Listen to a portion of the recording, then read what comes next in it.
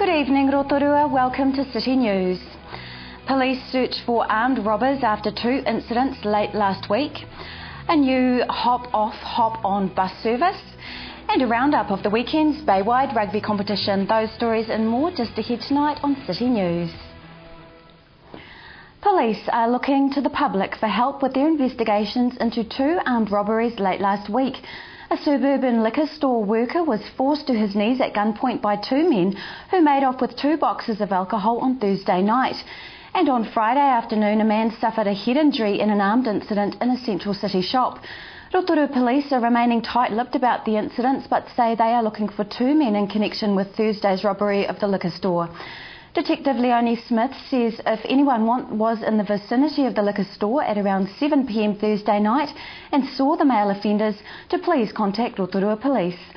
On Friday, police were called to an incident at Mosham's Discount House in the central city. Detective Senior Sergeant Mark Gloper confirmed Rotorua Police were investigating an armed incident there, but said he couldn't reveal any details about what happened. Police were called to the shop at about 2:30 p.m. and the shop remained closed until about 3 p.m. Workers at a nearby store said they heard fighting in the shop before police and an ambulance arrived. Anyone with information about either incident is asked to call Rotorua Police, or anonymous calls can be made to Crime Stoppers on 0800 555 111. And police are utilising social networking sites in preparation for the Rugby World Cup. The District Communications Manager for the Bay of Plenty Police, Jackie James, says Facebook and Twitter accounts were set up to provide a new way of communicating with the local community and also to reach visitors before they arrive to the region for the region's major events. Jackie James says her focus is on getting important messages to our visitors.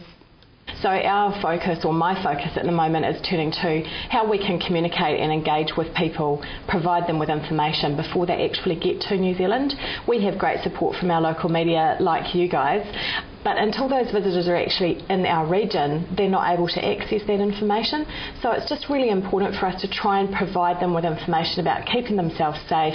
Even something very basic like the emergency number in New Zealand is 111 and not another number that they might use in their home country. So just want to try and provide them with some information before they actually get here and then get caught up in the excitement of the event. Jackie James says the sites are proving successful in helping spread the public safety messages or appealing for information from the public. And you can view the police Facebook page at Bay of Plenty Police or on Twitter, BOP Police. Great Sites New Zealand has announced a hop-on, hop-off City Sites bus that will connect Rotorua's iconic attractions with one pass. The new service will launch in the city early September in time for the Rugby World Cup. The new service allows passengers to travel around the 34-kilometre circuit and hop on or off at their choice of stops. Rotorua City Sites passes were valid for 48 hours, enabling passengers to board and exit the bus as many times as they like during that period.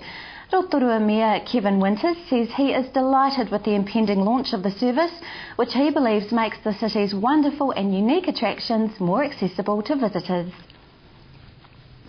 In sport tonight, Rotoiti ground out a 10-0 victory against Waikite in the opening game of round 2 of the Bartercard Baywide Premier Rugby competition on Saturday. The win sees Rotoiti move up 2 places to 6th on the points table. Another indicator of the intense competition in the Baywide top echelon was provided in the local Eastern Bay Derby between Opotiki and Whakatane Marist. Just 3 weeks ago, the Whakatane side sat at the bottom of the points ladder with just 3 points. However, on Saturday, the Eastern Bay Marist side picked up their 2nd consecutive victory when they dominated the match in Opotiki against the home team to post a 26-9 win. Tauranga Sport retained their lead at the top of the standings with a comprehensive win against long-time rivals Te Puke Sports. First round front-runners Whakarewarewa had a real fight on with Mount Maunganui, holding an 8-0 lead at the break. Whakarewarewa withstood a spirited comeback by the Western Bay visitors to post a 20-17 win. And Rangataua cut loose late in the second half against Te Puna to be rewarded with a 41-18 victory. And a 16-year losing streak by Boys High First 15 against Wesley College came to an end on Saturday when Boys High beat the Auckland visitors 19-15. A superb drive from Rotorua teenager Sloane Cox has seen him take a career best second place on leg one of the third round of the New Zealand Rally Championship, Rally Wairarapa. Cox started the event confidently and was immediately on the pace, setting the fourth fastest time on the short special stage one. As the rally moved into some longer stages, Cox backed that up with a third place on the second and third stages. Not even a puncture halfway through the special stage 7 could stop Cox's charge as he moved ahead of fellow local Dean Sumner for second position outright, a position he maintained through to the final stage. To your weather, Rotorua and the surrounding area tonight. Long, fine spells, southwest breeze, overnight a low of 6. Tomorrow Tuesday, fine with light winds, a high of 14 and a low of 5.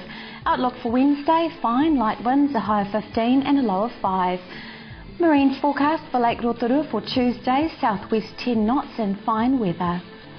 If you've missed any of tonight's bulletin, you can watch it again by going to tvrotorua.co.nz and click on the View Latest City News link. Or to view what's on in our city, click on the Upcoming Events link. Coming up after the break, Jackie James tells us about police on Facebook and Twitter. We hear about the broadcast of 3D Rugby and another interview in our Neighbours in Our Community series.